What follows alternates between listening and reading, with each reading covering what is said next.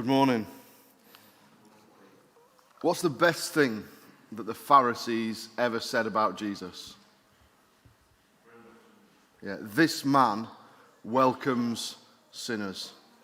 It's a great slur, isn't it? This man welcomes sinners. Well, we welcome you this morning in Jesus' name. We're all sinners. And yet, if we trust in the Lord Jesus, we're forgiven. And we've got a place in his family. And he loves us and he cares for us and he welcomes us. And he really does love us. It's not just for show. It's not just grudgingly. He loves us and he welcomes us this morning. So we're going to listen to a song that describes that I stand amazed in the presence of Jesus the Nazarene. And I wonder how he can love me, a sinner condemned unclean.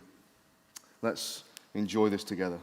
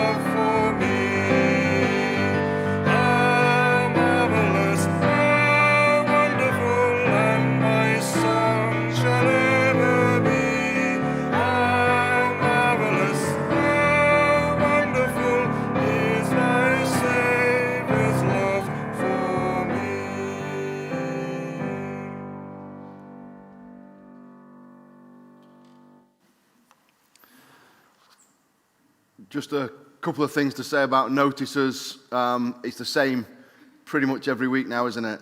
We're still in stage, I don't know what stage we're in, but on May the 17th, I think we moved to another stage where we can have tea and coffee indoors in groups of 6, and I think that means outdoors we can have groups up to 30 stood together. But we can still meet outdoors today. It's a lovely day. We've got tea and coffee afterwards. So you're welcome to stay for that. We'd love you to stay. Kids, Sunday school is on today. So 15 minutes after church finishes, you'll be going over to Sunday school. I think you enjoyed it last week. It was good to see juniors on Friday night, and we pray that you'll have a good time today. Notice sheets are available as you come in. We also put them on the WhatsApp group and on Facebook, so you can check up on things that are going on in the week. Just one thing to note, apologise for. Round about Christmas, we started up a second prayer meeting every other Thursday. And we want to keep doing that, but we're not sure that Thursday slot's the best slot, so we're going to have to rethink it because youth's now on a Thursday at 6:30. And we just need to think whether it's the best slot. So there won't be one this week, and we will sort it out because we do want to have that second prayer meeting, but we want to have it at a time of day and a day that works for those who want to attend it. Let's pray.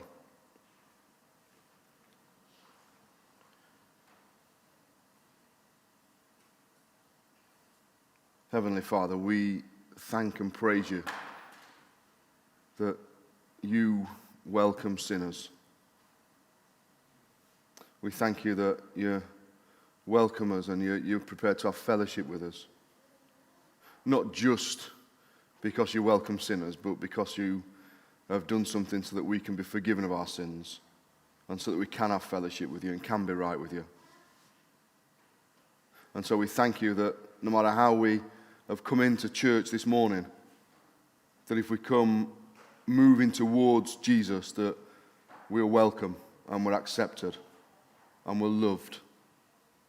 Father, we thank you for this.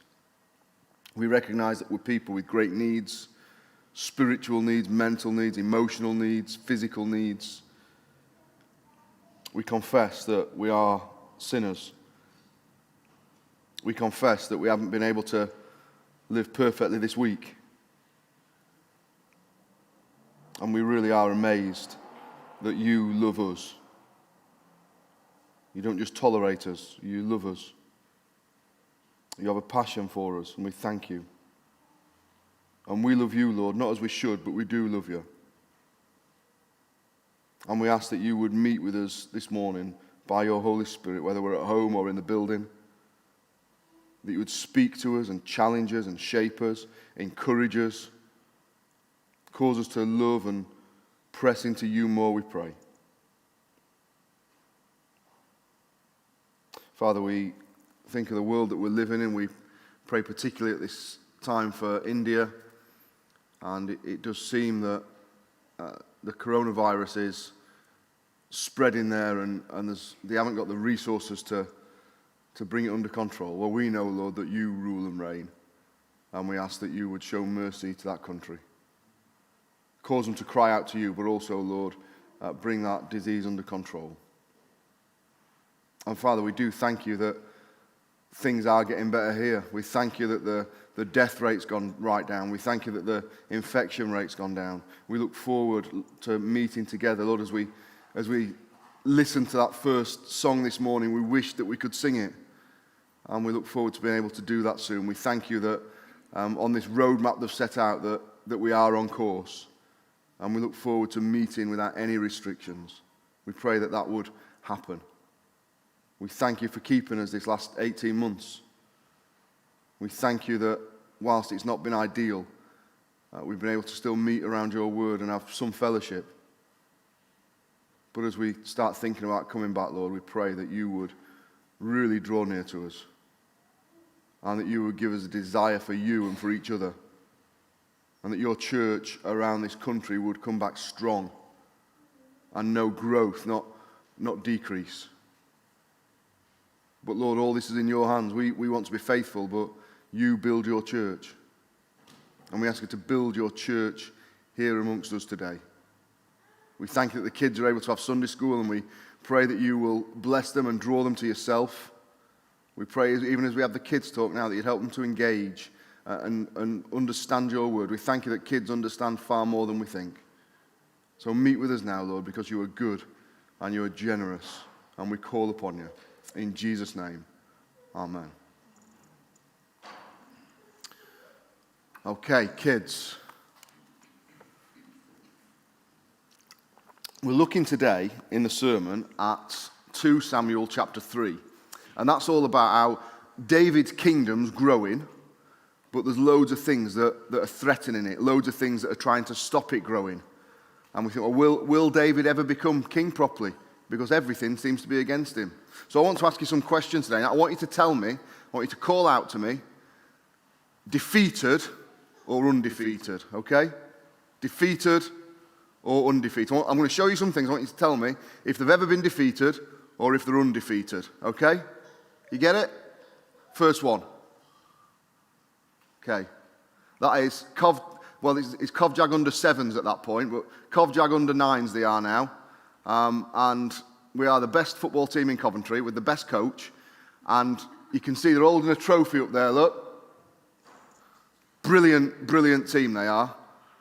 Are they undefeated or have they been defeated? Undefeated?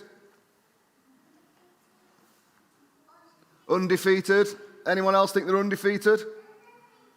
Undefeated? On Tuesday we got battered 8-2. So good team, not undefeated. What about this? Can anybody tell me who that is? I bet you kids can't, but an adult might. Joe Calzaghe, that is.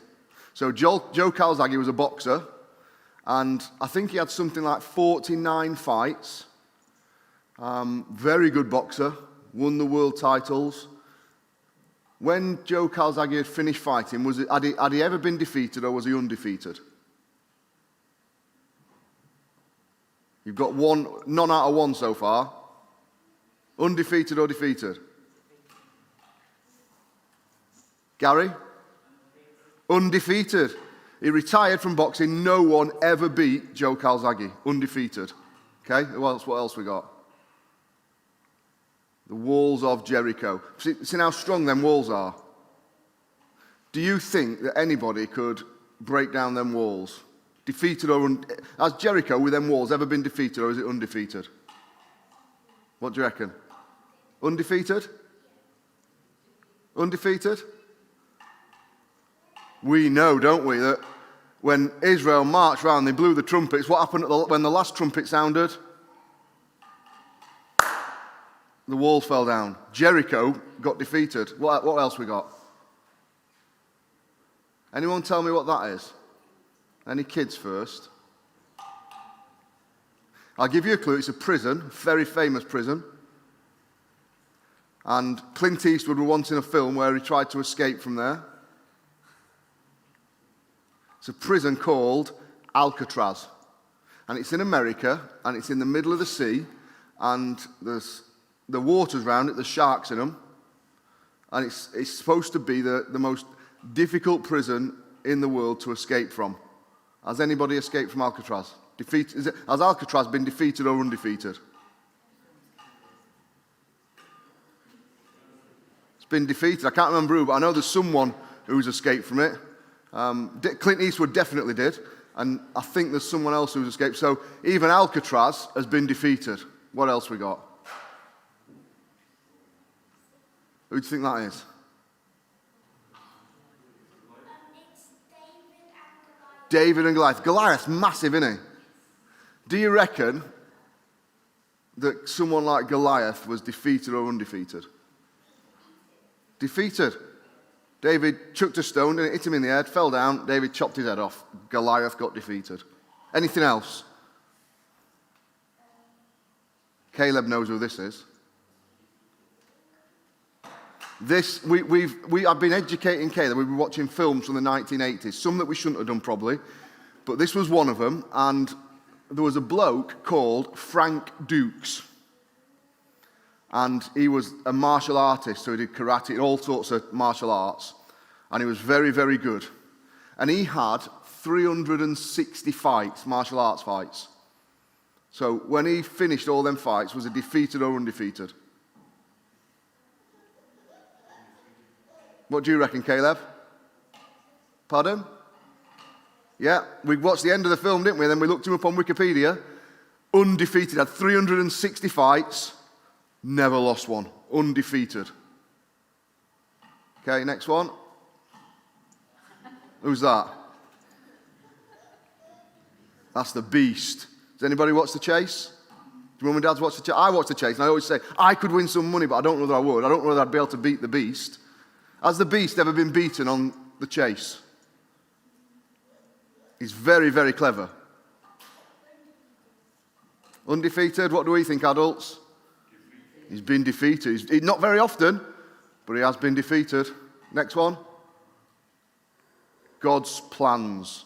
So God's got lots of plans in the world, and the devil hates God's plans, and some people hate God's plans, and even Christians would do stupid things that we think that could spoil God's plans. Have God's plans ever been defeated, or are they undefeated? Does anybody think they've been defeated?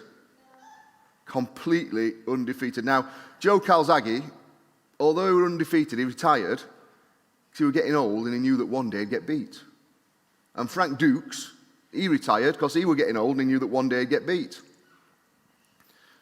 But Jesus' kingdom never gets beat, does it? And we're going to see this morning that through stupidity and through nastiness and through sneakiness, God's plans can't be defeated. So we can always have confidence when the Bible tells us something, that is something about God can never be defeated. God's got a plan that one day He's going to fill the whole earth with people who love Him. And we're going to be with Him forever and ever. It's called God's kingdom. It's happening now. Do you think it'll get defeated? Undefeated. One day we'll be with Jesus forever because God's plans cannot be defeated. And that's one of the things we're going to think through this morning. So with that in mind, turn to 2 Samuel chapter 3, if you've got your Bibles. If not, it's on the screen. We're in this section in 2 Samuel, if you remember, between David being proclaimed king and actually becoming king. And there's lots of battles and hassle and all sorts of stuff before he gets there. So 2 Samuel and chapter 3. Now there was a long war between the house of Saul and the house of David. But David grew stronger and stronger, and the house of Saul grew weaker and weaker. Sons were born to David in Hebron. His first was Ammon by Ahinoam the Jezreelitess. His second, Chileab by Abigail, the widow of Nabal the Carmelite. The third, Absalom, the son of Maacah, the daughter of Talmai, king of Geshur.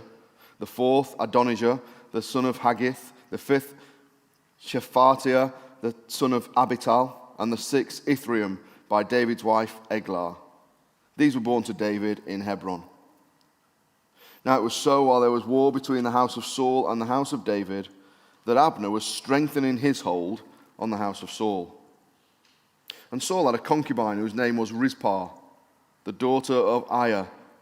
So Ishbosheth said to Abner, "Why have you gone into my father's concubine?" Then Abner became very angry at the words of Ishbosheth and said, "Am I a dog's head that belongs to Judah? Today I show loyalty to the house of Saul your father, to his brothers and to his friends, and have not delivered you into the hand of David, and you charge me today with a fault concerning this woman? May God do so to Abner and more also, if I do not do for David as the Lord has sworn to him, to transfer the kingdom from the house of Saul and set up the throne of David over Israel and over Judah, from Dan to Beersheba." And he could not answer Abner another word, because he feared him. Then Abner sent messengers on his behalf to David, saying, "Whose is the land?" Saying also, "Make your covenant with me, and indeed my hand shall be with you to bring all Israel to you." And David said, "Good, I will make a covenant with you. But one thing I require of you, you shall not see my face unless you first bring Michal, Saul's daughter, when you come to see my face." So David sent messengers to Ishbosheth, Saul's son, saying, "Give me my wife Michal, whom I betrothed to myself for 100 foreskins of the Philistines." And Ishbosheth sent and took her from her husband from Paltiel, the son of Laish. Then her husband went along with her to Bahurim, weeping behind her. So Abner said to him, "Go, return." And he returned. Now Abner had communicated with the elders of Israel, saying, "In time past you were seeking for David to be king over you.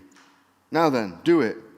For the Lord has spoken of David, saying, by the hand of my servant David, I will save my people Israel from the hand of the Philistines and the hand of all their enemies." And Abner also spoke in the hearing of Benjamin. Then Abner also went to speak in the hearing of David in Hebron, all that seemed good to Israel and the whole house of Benjamin. So Abner and 20 men with him came to David at Hebron, and David made a feast for Abner and the men who were with him. Then Abner said to David, "I will arise and go and gather all Israel to my lord the king, that they may make a covenant with you, and that you may reign over all that your heart desires." So David sent Abner away, and he went in peace. At that moment, the servants of David and Joab came from a raid and brought much spoil with them. But Abner was not with David in Hebron, for he had sent him away and he had gone in peace.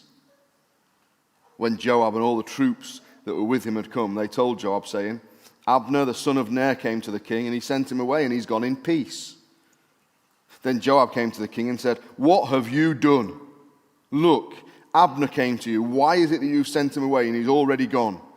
Surely you realize that Abner the son of Ner came to deceive you, to know you're going out and you're coming in, and to know all that you're doing." And when Joab had gone from David's presence, he sent messengers after Abner, who brought him back to the well from the well of Sirah. But David did not know it. Now when Abner had returned to Hebron, Joab took him aside in the gate to speak with him privately, and there stabbed him in the stomach, so that he died for the blood of Asahel his brother. Afterward, when David heard it, he said, "My kingdom and I are guiltless before the Lord forever of the blood of Abner the son of Ner. Let it rest on the head of Joab and on all his father's house, and let there never fail to be in the house of Joab one who has a discharge or is a leper, who leans on a staff or falls by the sword, or who lacks bread." So Abner and Abishai his brother killed Abner, because he'd killed their brother Asahel at Gibeon in the battle. Then David said to Joab and all the people who were with him, "Tear your clothes, gird yourselves with sackcloth, and mourn for Abner." And King David followed the coffin. So they buried Abner in Hebron. And the king lifted up his voice and wept at the grave of Abner. And all the people wept. And the king sang a lament over Abner and said, "Should Abner die as a fool dies? Your hands were not bound, nor your feet put in fetters. As a man falls before wicked men, so you fell." Then all the people wept over him again. And when all the people came to persuade David to eat food while it was still day, David took an oath, saying, "God do so to me, and more also, if I taste bread or anything else till the sun goes down." Now all the people took note of it, and it pleased them, since whatever the king did pleased all the people. For all the people and all Israel understood that day that it had not been David's intent to kill Abner the son of Ner. Then the king said to his servants, "Do you not know that a prince and a great man has fallen this day in Israel? And I am weak today. Though anointed king, and these men, the sons of Zeruiah, are too harsh for me, the Lord shall repay the evildoer according to his wickedness." Amen. We're going to look at that passage shortly.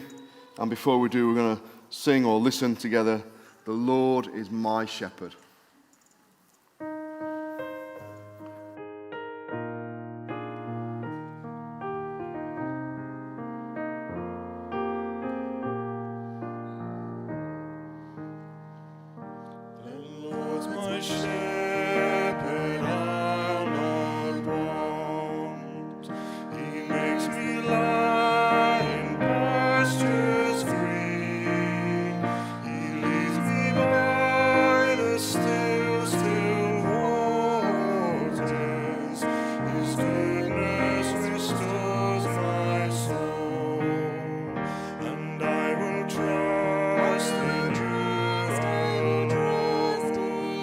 And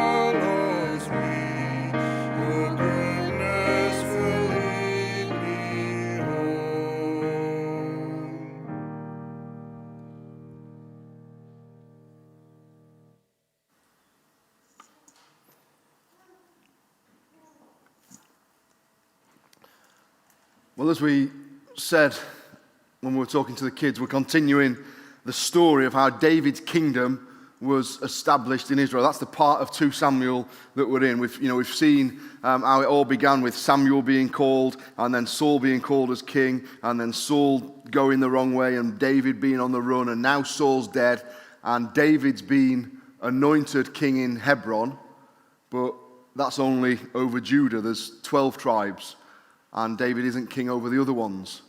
But David's kingdom's getting stronger, and Saul's influence of Saul's house is getting weaker. It's a story that takes 4 chapters to tell, but it's a familiar story. In some ways, I was thinking we could have gone over the story in one sermon, but we want to try and dig down into it a little bit. But it is a familiar story in the sense that it plays out in the world over and over again. This story of one person or thing rising to power and another one decreasing, it's a story we see all the time in different ways. It's a story of one person or one party coming to power and growing in influence, and another losing power and losing influence. We see it in business, don't we? Some of the big traditional businesses that used to be on the high street, they've waned and gone. And others have rose up. Do you remember going to Blockbusters on a Friday night? And we'd usually get one full price one and one bargain one. Well, Blockbusters has grown weaker and weaker, and Amazon and Netflix have grown stronger and stronger. Or maybe you recall, showing our age now, you recall looking around HMV or Andy's Records when you go to town, and you're browsing for hours. But now Andy's Records and HMV have decreased, and Apple and other music places have grown stronger and stronger. Things change. Powerful families wane, and others replace them. It's the same with influential family members. They wane, and other family members rise up. It's the same in churches even, that people lose influence and other people gain influence. Kingdoms rise and fall. There are power struggles. How should we behave in times like that?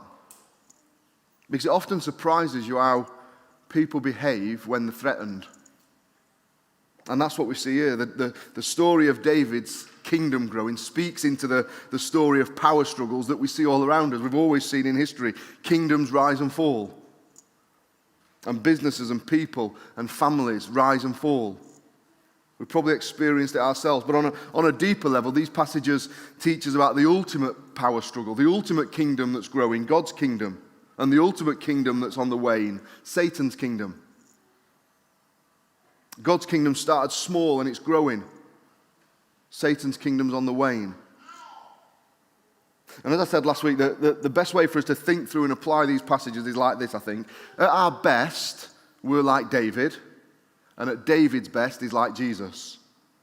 At our worst, we're like Abner and Joab, and at their worst, they're like Satan. So how David's kingdom works best is how God's kingdom works best.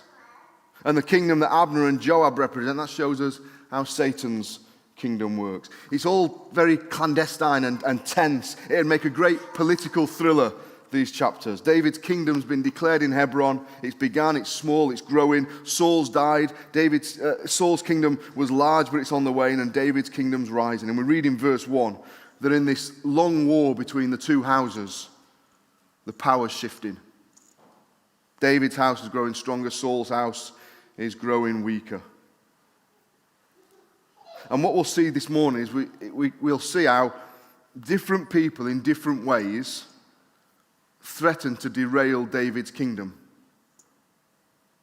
But God's behind David's kingdom. And because God's behind it, David's kingdom can't be defeated. We're going to look at it 3 ways. We're going to look at the 3 main players. We're going to look at Abner, David, and Joab. So look at Abner first. Was Abner a soldier or a mercenary? Abner's this great warrior. He's hard as nails. He's grizzled. He was the chief of Saul's army. He'd been loyal to Saul in loads of battles. But now Saul's dead, and he starts to tighten his grip on Saul's household. He sees it as an opportunity. He sets up Saul's son Ishbosheth, who's weak, sets him up as a puppet king, and he begins hostilities with David's army. But he comes off worse, doesn't he? They lose 300 and odd men, and he has to retreat. But Abner's a pragmatist. Abner does whatever works. He can't beat David, so he'll join him. And the opportunity arises for him to make his move. It seems that Abner enters a sexual relationship with one of Saul's concubines. A concubine was like an official mistress, an official lover. So Saul would have had his wives, and he'd have had his official mistresses. And this isn't a love affair, it's political. Abner were making a move, he were making a statement, just like Absalom did with David years later when he took his wives and that. If you took someone's wife or took someone's mistress, you were staking a claim. It's a bit like when what's the wildlife programs and the stag or whatever comes in and he tries to take over the herd. And Ishbosheth wants to look strong. So he challenges Abner and says, Abner, what are you doing? And Abner goes mad. He doesn't deny it.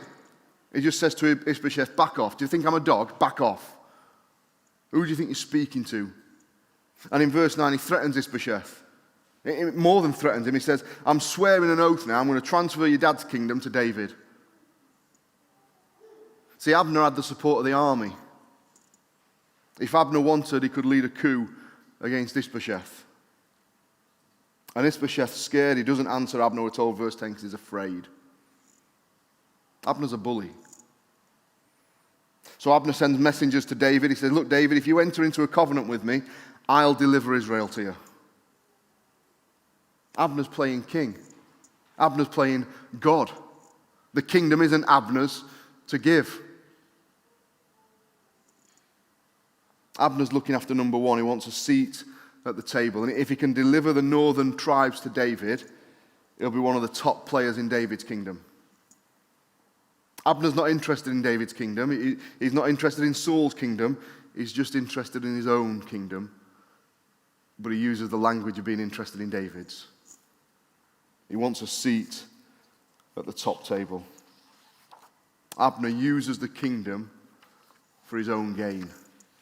I wonder how can we do that? How can we sometimes use God's kingdom for our gain?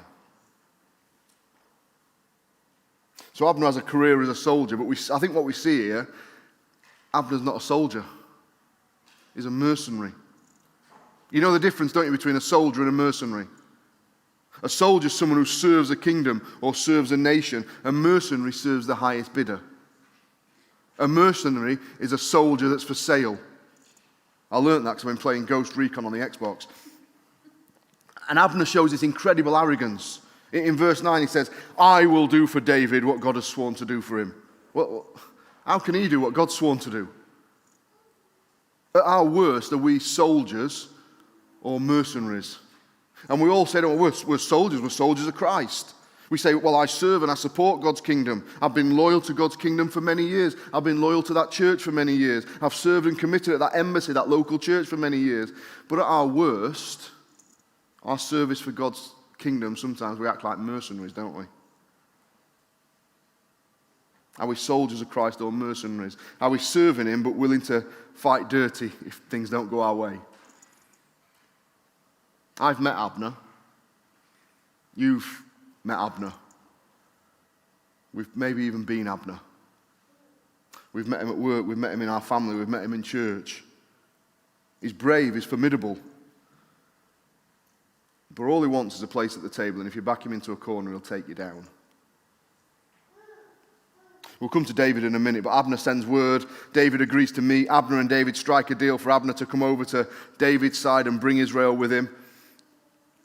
Abner goes and has these secret meetings with the elders of Israel. He reveals that he knew all along that God had promised the kingdom to David. You think, well, if that's the case, why did you oppose it?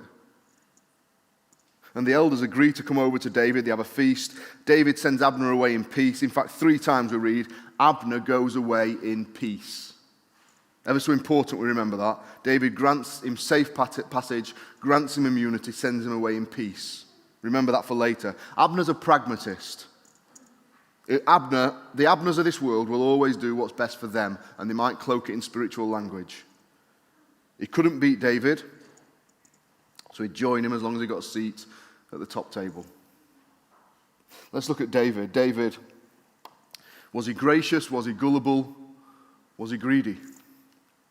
We'll look at David again in a bit, but it's not easy assessing David. We've talked, haven't we, about David being a picture of Christ, and I think he is. David's God's anointed king. David leads God's kingdom, but David isn't perfect, is he? David points us to Jesus, but not perfectly. And he's not meant to. He should, whenever people point us to Jesus in the Bible, should always leave us wanting more. When we look at David, we're supposed to see a good bloke who falls short because we need a better king than David. David needs a savior. God's people need a savior. Good people need a savior. So how do we assess David? I think we see David at his best, and not his worst, but we see him at good and bad in this passage. We read from verse 1, David's kingdom grew stronger and stronger. That's good, isn't it? David's kingdom grows stronger. Surely that's pointing to us at how God's kingdom grows stronger and stronger. But look at how one of the ways that David's kingdom grows stronger.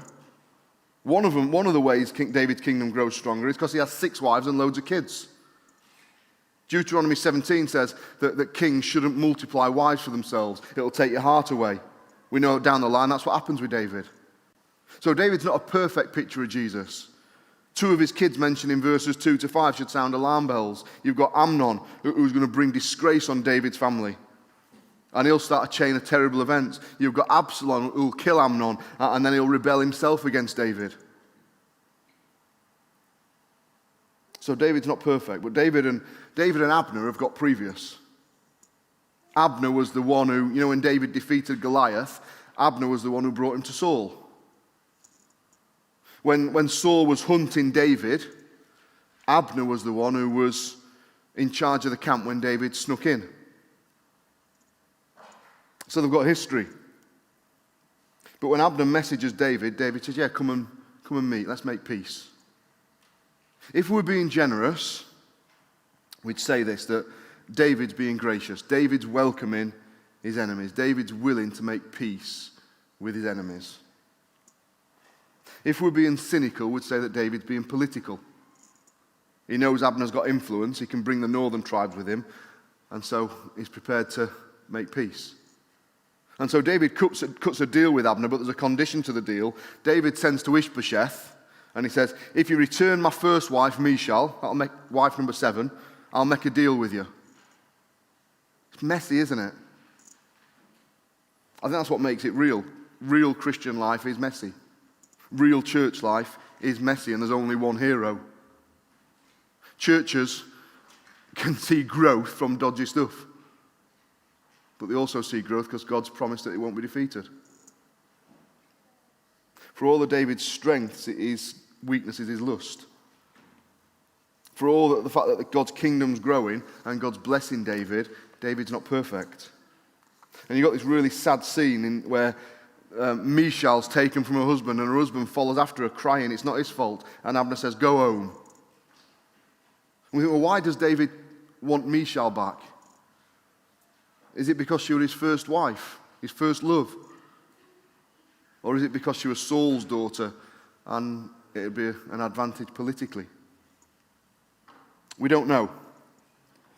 We do know that the marriage isn't a happy one after this. So is David gracious, gullible, or greedy? I think we'd say yeah. Yeah to all 3. But I think the main thing we're supposed to see in David and Abner here, I think the main thing is this. David sends Abner away in peace. 3 times we read David sends Abner away in peace. David gives Abner immunity. Abner comes to David, this is the overarching thing I think we're supposed to see. Abner comes to David as an enemy, and David sends him away in peace. I think that's crucial to the story, but I think that's how it points us to Jesus as well. David is a weak pointer, but he's a pointer. When Jesus' enemies come to him, Jesus sends us away in peace. We can't fool him, like Abner tried to fool, but if we genuinely come to Jesus, he'll send us away in peace. So was Joab passionate or fearful? Well, it's in the moment that David sends Abner away in peace that Joab turns up. It's ominous. Joab's mad. We know Joab's got previous with Abner. Joab feels he owes Abner one. You remember last week how we looked? Abner killed Joab's brother Asahel, but to be fair, Abner had tried to defuse things. Asahel had gone after him. It had been in battle. There was no guilt. It was in battle. And when Joab finds that David's sent Abner away in peace, he's fuming. He speaks to David really disrespectfully, similar to how Abner had spoke to Ishbosheth. He says to David, Abner's playing you. And he storms out. Why is Joab so angry? Is it that he really believes that Abner's a spy? Is Joab angry because he thinks Abner needs to face justice? Is Joab angry because he's got a real burden for God's kingdom? Or is he angry because David's been kind to an enemy? Is he fearful because he's worried that Abner will take his seat at the table? I think it's a combination of those two. David's been kind to an enemy, and he's worried now that Abner's going to take his place. He feels threatened by David's kindness, and so he goes after Abner. Whilst Abner's still under David's protection, remember he was sent away in peace, and he lures him back to Hebron. Hebron was actually a city of refuge. You shouldn't shed blood there. And he takes him to one side to have a chat with him. And while he's chatting, he stabs him in the stomach and kills him sneakily. And Abner, Joab's great rival, dies. Do you see how all these things could derail the kingdom? Joab's a baddie. This is revenge. This is politics. But Joab makes it out to be about honor and justice. Joab would have been convinced that he was loyal to David. If you'd have asked Joab, he'd have been certain that he was loyal to David. Hello? Joab did what was right for Joab, but he put a spiritual twist on it. How can we sometimes do what's right for me, but put a spiritual twist on it? Have you ever experienced that? Have you ever done that? Joab's sin's the beginning of a pattern. He'd end up disobeying David again later on. He'd end up actually killing one of David's sons. Eventually, he'd show that he wasn't loyal to David's kingdom or God's kingdom at all because he defects to another king. Joab's behavior threatens to undo the treaty that David's made and threatens to undo the kingdom that God's building. David said to Abner, peace. Joab should have honored that. When our king declares peace to someone, we honor it. But Joab couldn't cope with Abner receiving grace. I think we can be guilty of that, can't we? Not maybe a killing, but of getting angry at grace. Was Joab passionate? Was he fearful? Yeah. And I think this is important. I think we see a lot of anger and passion passed off as righteous zeal, don't we? We see a lot of anger passed off as godliness. Joab's angry at grace. He's angry that the king has welcomed sinners. So we come back to David in the final scene. Was David righteous or was he weak? I think generally David does well here. In the final scene, David hears what Joab's done and he's furious, rightly so. He mourns. This is genuine mourning. David's been trying to make peace. David's been trying to unite the kingdom and Joab's undermined it and he threatens for it all to fall down. What Joab's done threatens to start a civil war. And so David pronounces a curse on Joab and his family and he arranges a state funeral for Abner. He forces Joab and his family to dress in sackcloth and ashes and follow the coffin as chief mourners. And he writes a lament over Abner and he fasts. See, what David's doing here, this is really important, David's distancing himself from what Joab's done. It's right that he did that. Because in doing that, David actually wins over Israel. Because people see this wasn't David's doing. David isn't trying to cover this up. This is not David. It's ever so important David does this. It's ever so important for us as Christians and as churches that we don't cover up gross sin. It's very important for us as Christians that we call out gross sin. I'm not talking about every time someone fails, every time someone falls, but when there's gross sin, we must call it out. It's ever so relevant as well, this, because so much damage has been done to the cause of the gospel because Christians and churches don't distance themselves properly from sinful behavior. There are churches that haven't distanced themselves from adulterous pastors. There are churches and there are Christian organizations recently that have covered up or tried to deal in-house with things like abuse and scandal. And it does horrendous damage to the witness. There's churches where they've been, or organizations that have been aware of a gross sin and they haven't reported it.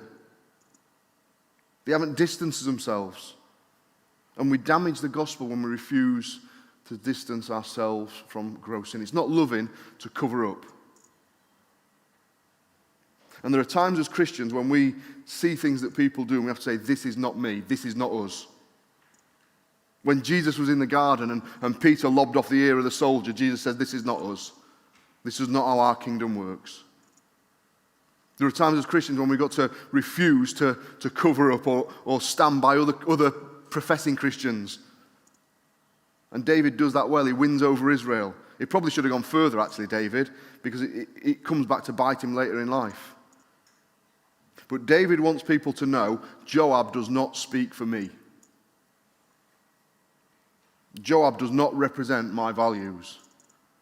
It's important we do the same. Christians can give the gospel a bad name. We've got to distance ourselves and call sin, sin, because we want people to know this is not who Jesus is. This is not what Jesus is like. Those people who speak hatefully to LGBT, those people who speak hatefully on social issues, we have to say, they don't represent me. That's not my attitude. That's not how Jesus works. Those who say, oh, don't expose this, don't expose that. No, that's not us. Imagine if you went to the doctors and the receptionist was rude and said racist things and sexist things. If you're the practice manager, the first thing you do, you make it ever so clear, she does not represent this practice. Well, sometimes we have to do the same when people associated with the kingdom of God and associated with the church behave in these kind of ways. This is not us. We do not approve of this. In 2 Timothy, Paul tells Timothy about unloving, unforgiving, and slanderers, and people who are brutal, and people who are headstrong. And he says, from such people turn away. If anything, the problem is David didn't go far enough. Job had committed a horrendous crime. He'd murdered someone who was under the protection of the king. So how do we wrap all this up? David is a good bloke. Some of the things he does are dodgy. But he does point us to Jesus, even if it's just to remind us we need a better king than David. But I think there's 3 main lessons that flow from the chapter, or 3 things that I picked out. First is this: be very careful that we don't get angry at grace. And that might seem, you think, well, how can I get angry at grace? Be very careful we don't get angry at God's grace. As I think about Joab, I'm reminded a little bit of the elder brother in Luke 15. His father had extended grace to his horrible brother, and he can't cope with it. It's what the Pharisees got furious, isn't it, with Jesus? This bloke welcomes sinners. They were right in one stage. This bloke welcomes filthy people. When we get angry and we want to deal with someone, if God's extended grace to that person, we commit a gross sin. God's amazingly gracious.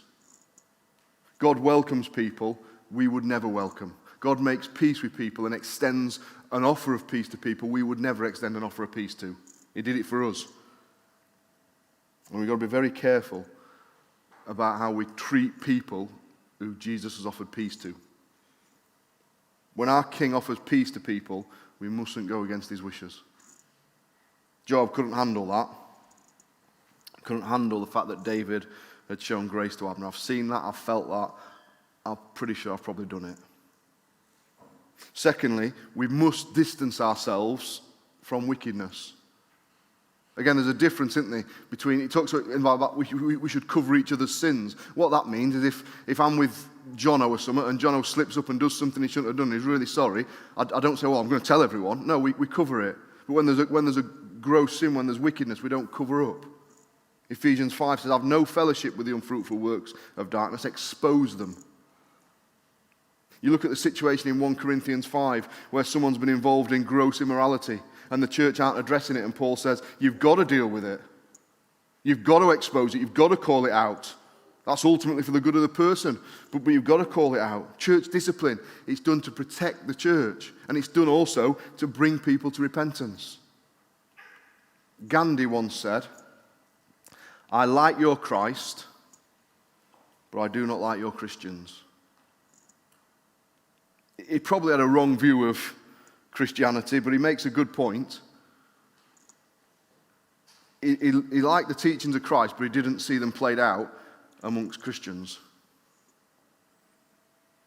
In the name of Christianity, we can sometimes behave in ways that are very different to Christ, can't we? There's a place for covering sin, but not to cover up. And finally, I think this is the greatest thing I want us to see as we looked at with the kids. God's plans can never be defeated.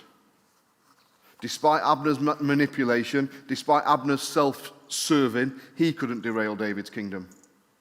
In fact, it helped it bring it along. Joab's interference and anger could have caused a civil war, but that couldn't derail God's kingdom. It actually helped bring it about. Between Abner and Joab, their behavior leads to a scenario where David reveals his true character and all Israel takes note of David's character and says, here's a bloke we can trust. Do you see what happens? That God's kingdom cannot be defeated. Through Abner and Joab's stupidity and manipulation and sneakiness and horribleness, God's kingdom cannot be defeated. In fact, it strengthens. You meant it for evil, God used it for good.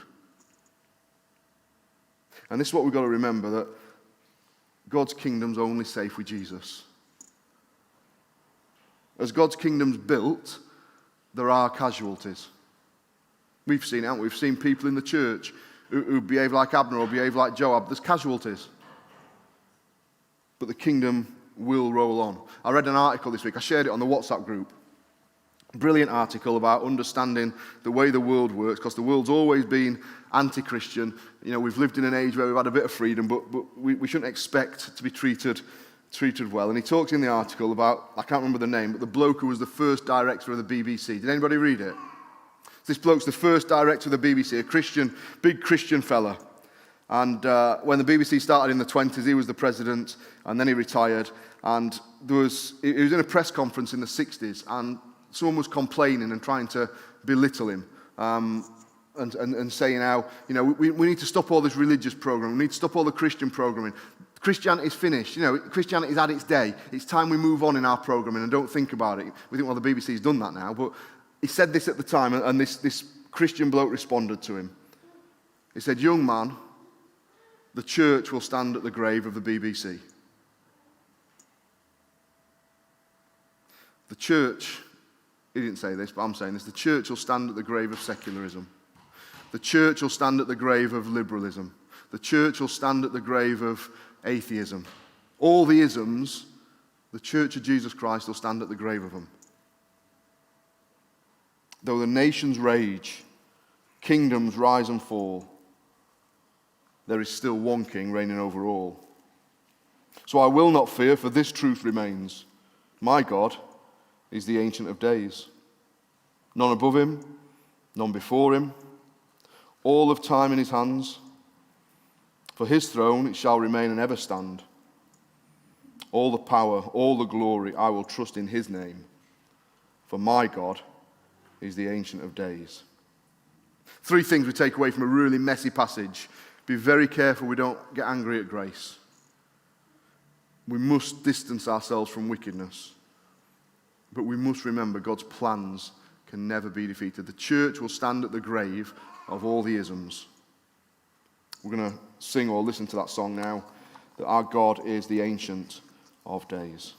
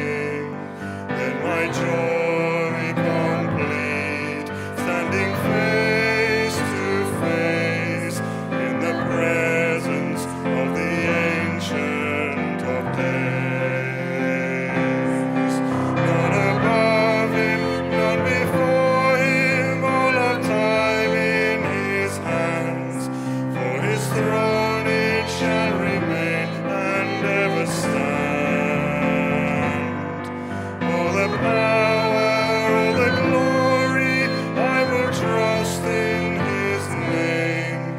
For my God is the Ancient of Days. For my God is the Ancient of Days.